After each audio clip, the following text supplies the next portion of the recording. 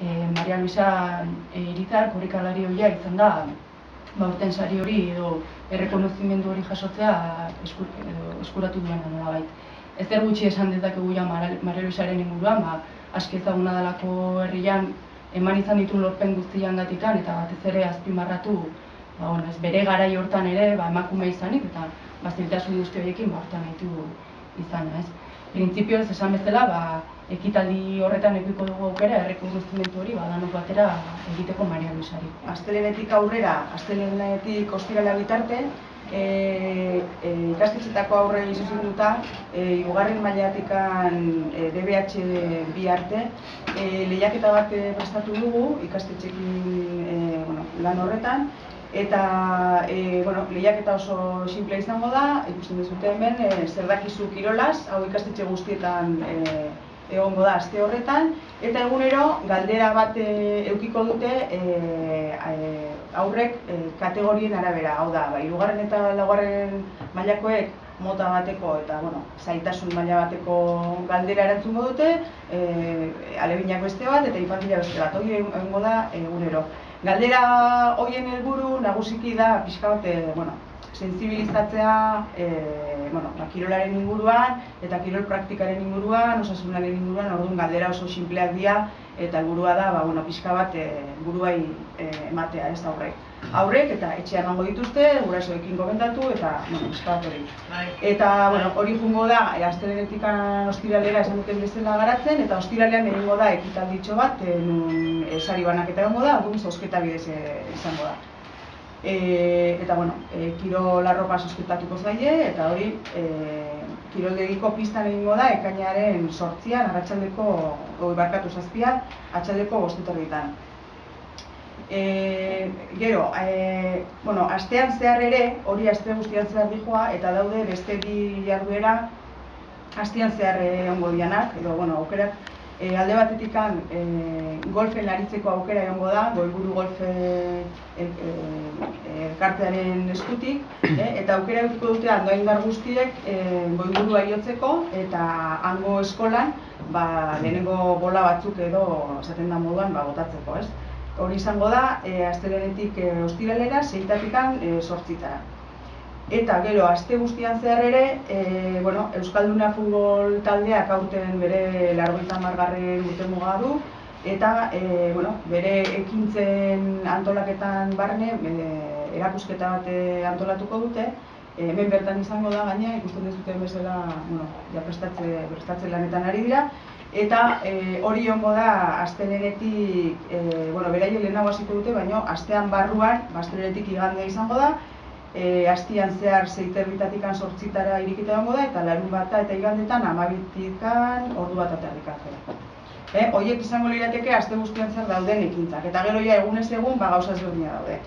Pixka bat askar esatearren, asteartean bertan Gaztelekun eskutik iaz bezala pelotari profesionalen bat etorriko da, zehazteke dago, baino bai aritzea edo bai solda saldi moduko bat egitea goi mailako punta-puntako profesional bat edo pare bat etorriko dira, herriko aurrekin aritzea.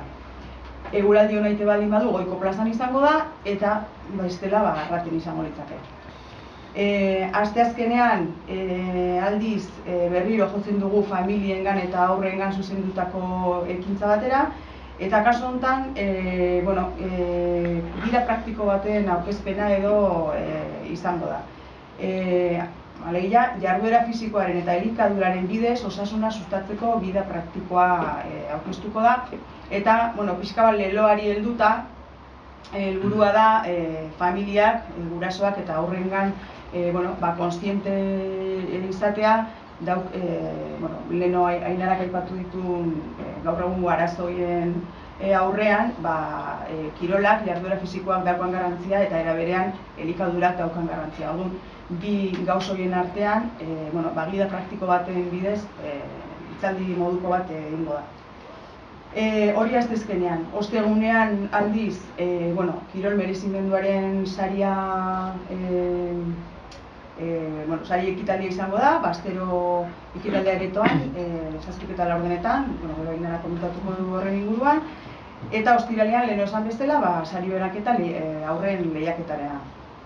Eta ja sartuko gineke asteburuan, larun bat aurten goizean izango dira antolatu diren jarduerak, iaz bezala elkarteen arteko kirol topaketa Goiko plazan egingo da, 9:30 12:30 bitarte, nun herriko elkarteen infantil eta kadeten adineko o kategorieko taldeek parte hartuko dute beraien artean, bai pilotan, arituko dira, saskibaloian, futbolean, eskubaloian eta aurten ere txirrindularitzan ere. Festa moduan edo, iaz ere horrela antolatu zen. Goiko plazako goiko partean aldiz, egongo da aukera golfean aritzeko, bai minigolf baten bidez, eta gero baita ere egongo dira begirale bat etorriko da, eta 2 edo 3 sakeko puntuak egongo dira, eta sari baten kontra bolak botatzeko edo, lehenengo aldiz probatzeko aukera edukiko dute. Era berean, deialdia zabaltzen da, eta Goiburu golf elkartearen eskutik, herriko elbarrituek aukera edukiko dute goiz horretan golfean aritzeko makina berezi baten bidez. Aurten, bigarrengo jarraian kirola astean antolaketari ekin diogu, Andoaingo Kirol Elkartek eta Udal Kirol Patronatuak. Iaz eman genion abia da ekimen berritzaile honi, eta elkarlan horren ondorioz edo, hainbat kirol jarduera eta ekimenez gozatu eta disfrutatzeko aukera izango dugu aurten ere ez. Kirol Elkartek eta Patronatuak esan izan dugu, gure jarduna batzen duenik baldin badago, hori kirola praktikatzeko aukeretan sakontzen jarraitzea eta jarduera fisikoa ahalik eta bide gehien ematea da. Baita ere, elkartasun da laguntasun baloren transmisiorako aukera paregabea eskaintzen duela kirolan praktikak. Hori izan zen iaz egitasmo hau antolatzeri begira, pentsamendu egun izan genuen premisa nagusia, baina aurten beste balore bat gehitu nahi izan diogu ekimen honi, balegia norberan osasuneako premiazko aktibitatea dela kirola. Horren aritika, kartelen jartzen duen bezala bizitza aktiboa, kalitatezko bizitza izan dugu helburu kirola astearen bigarren edizionek, eta hain zuzen mezu hori zabaltzea izango dugu helburu.